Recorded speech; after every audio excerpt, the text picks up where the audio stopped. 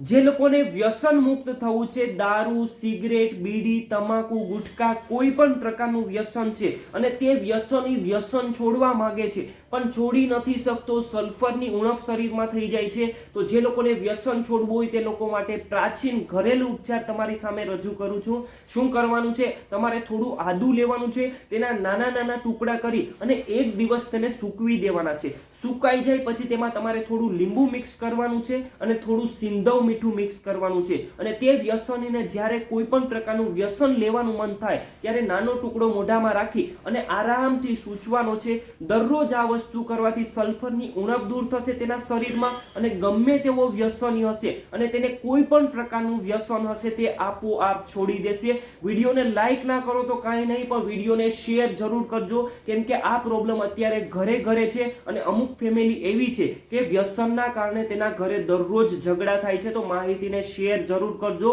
આ માહિતી ખૂબ મદદરૂપ થશે બધાને.